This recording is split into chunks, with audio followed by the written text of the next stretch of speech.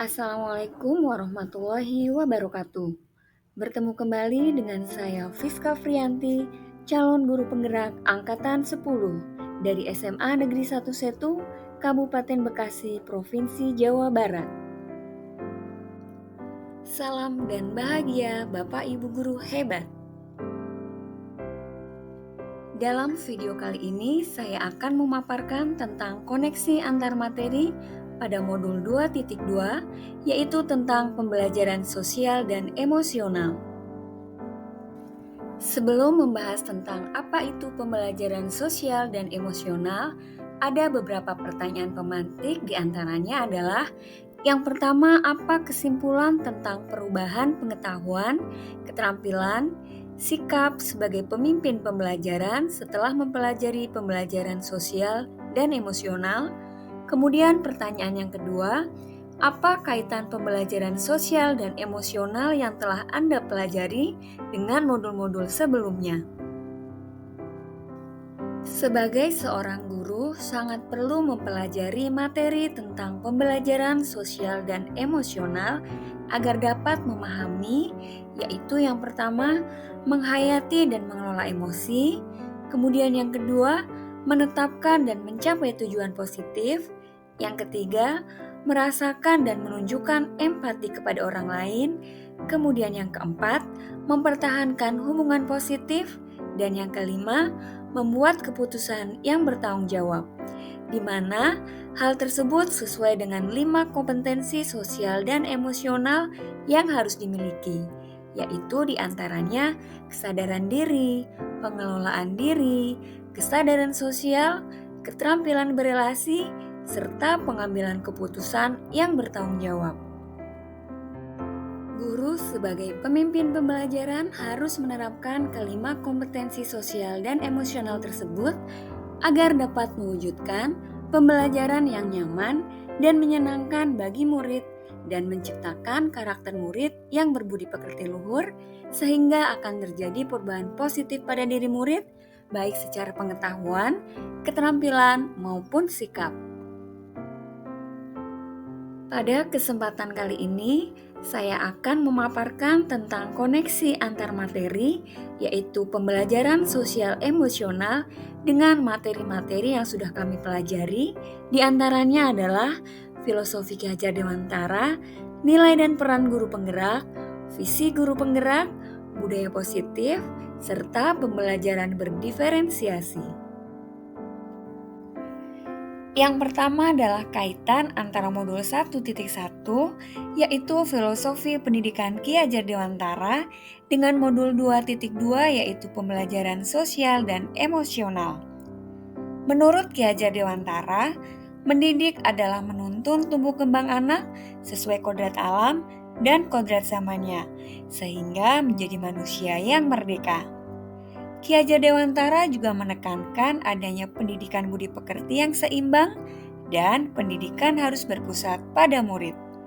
Hal ini tentunya sangat sesuai dengan konsep pembelajaran sosial dan emosional. Dengan mengintegrasikan dan membudayakan pembelajaran sosial emosional di dalam kelas dan sekolah, maka anak akan mampu untuk mengenali dirinya, yaitu kodrat alam, dan anak juga akan memiliki budi pekerti yang luhur, sehingga akan tercipta lingkungan belajar yang berpusat pada murid serta aman dan nyaman. Selanjutnya adalah kaitan antara modul 1.2 yaitu nilai dan peran guru penggerak dengan modul 2.2 pembelajaran sosial dan emosional. Pembelajaran sosial dan emosional akan mampu untuk membuat seorang guru menyadari dan memahami nilai-nilai dan perannya sebagai guru penggerak. Ketika seorang guru telah menyadari nilai dan perannya, maka ia mampu untuk menjadi pemimpin pembelajaran yang mampu memupuk nilai-nilai dan karakter siswa sesuai dengan profil pelajar Pancasila, baik melalui pengajaran eksplisit, integrasi dalam praktek mengajar, maupun penciptaan iklim kelas dan penumbuhan budaya sekolah. Selanjutnya, kaitan antara modul 1.3 yaitu visi guru penggerak dengan modul 2.2 yaitu pembelajaran sosial dan emosional. Melalui pembelajaran sosial dan emosional dan pendekatan inquiry apresiatif Bagja, kita akan mampu menggali nilai-nilai positif yang ada dalam diri murid. Nilai-nilai positif yang tergali tersebut dapat dijadikan sebagai sebuah visi yang nantinya akan menjadi sebuah kebiasaan dan budaya dalam sekolah. Pengejawantahan visi tersebut akan terwujud melalui pembelajaran sosial dan emosional yang kita laksanakan sehingga akan membentuk profil pelajar Pancasila. Berikutnya, kaitan antara modul 1.4 tentang budaya positif dengan modul 2.2 pembelajaran sosial dan emosional. Melalui pembelajaran sosial dan emosional, baik guru dan murid akan mampu untuk menyadari dan mengontrol emosi maupun potensi diri mereka sehingga akan mampu mendukung penciptaan budaya-budaya positif baik di kelas maupun di sekolah. Ketika budaya-budaya positif telah terwujud, maka tujuan pendidikan yaitu menciptakan profil pelajar Pancasila pun akan terwujud. Dan yang terakhir adalah kaitan antara modul 2.1 yaitu pembelajaran berdiferensiasi dengan modul 2.2 pembelajaran sosial dan emosional. Untuk mewujudkan pembelajaran berdiferensiasi, maka guru harus mampu mengenali karakter kelasnya. Pengintegrasian pembelajaran sosial dan emosional dalam pembelajaran serta iklim kelas dan budaya sekolah akan sangat membantu guru untuk mengidentifikasi karakter kelasnya. Hal ini sangat berguna sebagai bahan pertimbangan dalam penentuan strategi pembelajaran berdiferensiasi apa yang akan diterapkan di kelasnya. Pengintegrasian pembelajaran sosial dan emosional ini juga akan mendukung guru untuk menciptakan suasana belajar yang mengundang murid untuk belajar, sehingga pembelajaran berdiferensiasi dapat terlaksana dengan aman dan nyaman. Selanjutnya ada beberapa pertanyaan yang akan kita bahas satu persatu. Pertanyaan pertama, bahwa sebelum mempelajari modul ini, saya berpikir bahwa pembelajaran sosial dan emosional adalah pembelajaran tentang sopan santun atau bagaimana cara berperilaku seorang anak kepada orang yang lebih dewasa maupun terhadap teman sebayanya. Sehingga saya selalu mengintegrasikan sikap sopan santun atau cara seorang anak bersikap terhadap guru maupun teman sebayanya dalam kegiatan pembelajaran baik di kelas maupun di sekolah. Setelah saya mempelajari modul ini, ternyata pembelajaran sosial emosional bukan hanya tentang bagaimana anak memperlakukan orang lain, tetapi hal yang penting adalah bagaimana anak mengenali dirinya sendiri, kemudian mengelola apa yang dimilikinya sehingga mampu untuk berinteraksi dengan orang lain, menghargai orang lain, serta mampu mengambil keputusan yang bertanggung jawab.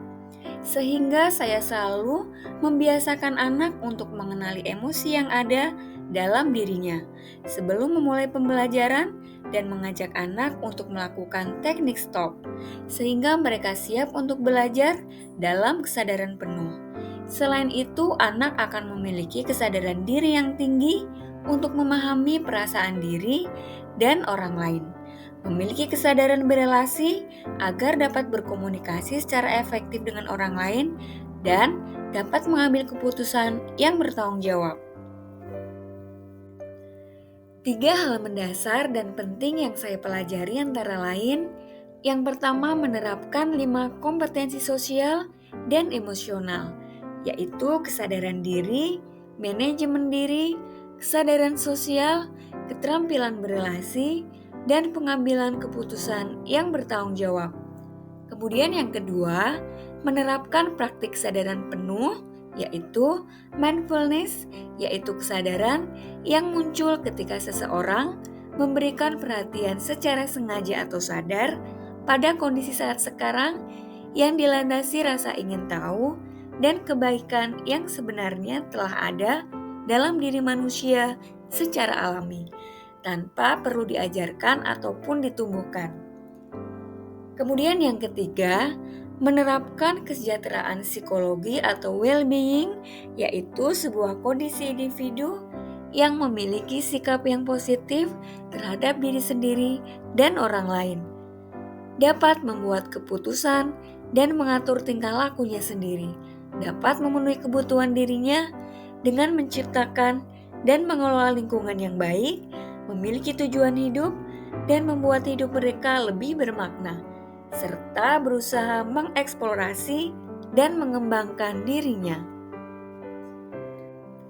Pertanyaan terakhir, perubahan apa yang akan saya terapkan di kelas dan di sekolah? Yang pertama, saya akan mengintegrasikan pembelajaran sosial emosional dalam setiap pembelajaran yang saya laksanakan. Misalnya, mengajak murid untuk menghadirkan mindfulness dengan teknik stop. Kemudian yang kedua, pembelajaran dilaksanakan secara individu dan kelompok secara seimbang sehingga mampu mengembangkan 5 kompetensi sosial dan emosional. Kemudian yang kedua, saya akan mengimbaskan pemahaman dan penerapan tentang pembelajaran sosial dan emosional yang saya dapatkan dan terapkan di kelas saya kepada rekan sejawat. Kemudian, saya juga akan berkolaborasi dengan teman sejawat dalam penerapan dan pembudayaan kompetensi sosial dan emosional di sekolah. Misalnya membuat komunitas belajar, membuat sistem mentoring rekan sejawat, dan membuat kesepakatan bersama. Demikian pemaparan koneksi antar materi pada modul 2.2, yaitu tentang pembelajaran sosial emosional. Semoga bermanfaat. Salam dan bahagia Bapak Ibu guru hebat. Mari kita ciptakan pembelajaran sosial dan emosional di dalam kelas maupun di sekolah. Terima kasih. Wassalamualaikum warahmatullahi wabarakatuh.